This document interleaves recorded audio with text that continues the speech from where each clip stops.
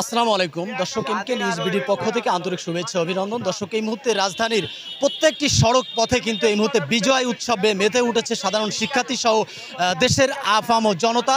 আপনারা জানেন যে ইতিমধ্যে কিন্তু আসলে শেখ হাসিনা এবং শেখ রেহেনা কিন্তু দেশ ছেড়েছেন। এই কথাটি ছড়িয়ে পড়ার পরপরই কিন্তু আসলে দেশের আম জনতা, সকল শ্রেণী পেশার মানুষ কিন্তু ইতিমধ্যে ঘর ছেড়ে কিন্তু রাস্তায় বেরিয়ে এসেছেন এবং অসংখ্য সাধারণ মানুষ কিন্তু আমার পেছনে দেখতে পাচ্ছেন, তারা কিন্তু বিজয় উল্লাস করছে। দর্শক, আপনারা দেখতে পাচ্ছেন অসংখ্য মানুষ কিন্তু বিজয় মিছিল দিচ্ছেন সড়ক পথে এবং বিজয় মিছিল দিচ্ছেন এবং এ যেন আসলে ৭১-এর পুনরাবৃত্তি ঘটেছে। ৭১-এর যে আসলে পাক হানাদার বাহিনীকে দেশ ছাড়া করে আসলে মানুষ যেভাবে আনন্দে আত্মহারা হয়ে পড়েছিল, সেরকমই কিন্তু আসলে এই মুহূর্তে সাধারণ মানুষ কিন্তু আসলে ঘর থেকে বের হয়েছেন এবং অসংখ্য মানুষ কিন্তু তারা উঠেছেন। আমরা কয়েকজনের সাথে একটু কথা বলবো।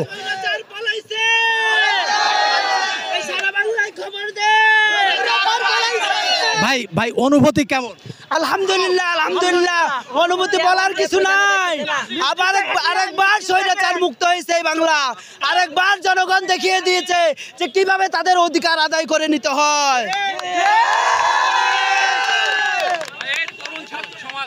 ভাই আনন্দে আমার বুকটা ফেটে যাচ্ছে, বিশ্বাস করেন ভাই, কি বলবো আমি। আরেকবার দেখাই দিল বাঙালি আমাদের যত শহীদ হয়েছে ভাই, তাদের রক্তের বিনিময়ে এই বাংলাদেশ আরেকবার স্বাধীন করে দেখিয়েছে। বাঙালি স্বাধীনের জন্য তাদের রক্তে বাংলার বুকে ঢেলতে পারে। পালাইছে সারা বাংলায় খবর দে, শেখ হাসিনা পালাইছে। সারা বাংলায় খবর দে, শেখ হাসিনা পালাইছে। হই হই রই রই, শেখ হাসিনা গেলি কই? হাসিনা তুই গেলি কই? হই হই রই রই, সি হাসিনা লজ্জায় বাঁচি না, লজ্জায় বাঁচি না। সি হাসিনা সারা বাংলায় খবর দে, স্বৈরাচার পালাইছে। সারা বাংলায় খবর দে। দর্শক, আপনারা যেমনটি দেখছিলেন, আসলে উৎসুক জনতার ভিড়। এই মুহূর্তে সকল শ্রেণী পেশার মানুষ কিন্তু রাজপথে নেমে এসেছেন এবং তারা কিন্তু আসলে বিজয় উল্লাস করছেন। দর্শক, এই মুহূর্তে আসলে রাজধানীর মিরপুরের যে পরিস্থিতি আমরা আপনাদেরকে দেখানোর চেষ্টা করছি। মিরপুর সহ গোটা রাজধানীতে আপনারা দেখতে পাচ্ছেন প্রত্যেকটি সড়ক পথে কিন্তু আসলে বিজয় মিছিল এবং বিজয় উল্লাসে কিন্তু আসলে আনন্দে আত্মহারা হয়েছেন সাধারণ আম জনতা। বিভিন্ন শ্রেণী পেশার মানুষ কিন্তু এই মুহূর্তে রাস্তায় নেমেছেন। আজকের এই দিনের জন্য অনুভূতি কেমন? অনেক অনেক অনেক ভালো অনুভূতি, কারণ আমরা স্বাধীন দেশে আজকে প্রকৃত স্বাধীন হয়েছি। আজকেই স্বাধীন হয়েছেন। আপনি জানেন যে বাংলাদেশে ১৯৭১ সালে পাক হানাদার বাহিনীকে এদেশ ছাড়া বিতাড়িত করে কিন্তু বাঙালিরা রাজপথে নেমে এসেছিলেন। ঘর ছেড়ে শিশু থেকে শুরু করে বৃদ্ধ বয়সে সকল শ্রেণী পেশার মানুষ রাজপথে নেমে এসেছিলেন। ঠিক তেমনই একটি পুনরাবৃত্তি আমরা লক্ষ্য করছি। তো এই যে ব্যাপারটা, এই প্রজন্মের কাছে এই ব্যাপারটা কি বার্তা বয়ে আনে? আমি এইটাই বলবো যে আমি আমার ভবিষ্যৎ যারা আছে নাগরিক প্রজন্ম, আমার সন্তানদেরকে আমরা একটা স্বাধীন দেশ দিয়ে যেতে পারলাম। আমরা আজকে থেকে স্বাধীন, আজকে থেকে আমরা স্বাধীন, যে আমরা বাঙালি জাতি, আমরা আজকে স্বাধীন হলাম, মুক্ত। হ্যাঁ,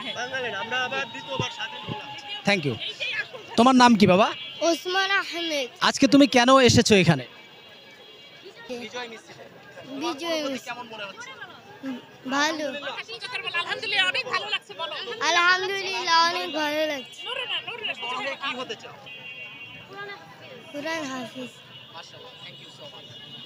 দর্শক, আপনারা যেমনটি দেখছেন, আসলে উৎসুক জনতার ভিড়। রাজপথে কিন্তু বিভিন্ন শ্রেণী পেশার মানুষ, বাচ্চা থেকে শুরু করে অসংখ্য শ্রেণী পেশার মানুষ কিন্তু এই মুহূর্তে রাজপথে বেরিয়ে এসেছেন এবং ঘর ছেড়ে তারা কিন্তু সেই ১৯৭১ সালে পাক হানাদার বাহিনীকে পরাজিত করে যেমনটি আসলে অনুভূতি ফিল করেছেন, ঠিক তেমনই আসলে ইতিহাসের পুনরাবৃত্তি ঘটেছে এবং আনন্দে আত্মহারা। এই মুহূর্তে আমরা আরও কয়েকজনের সাথে একটু কথা বলবো। আম্মু, তোমার নাম কি? রাবেয়া। আমি টুতে পড়ি। আচ্ছা, তুমি কি হতে চাও বড় হয়ে? আমি বড় হয়ে ডাক্তার হতে চাই। তুমি কেন এসেছো এখানে?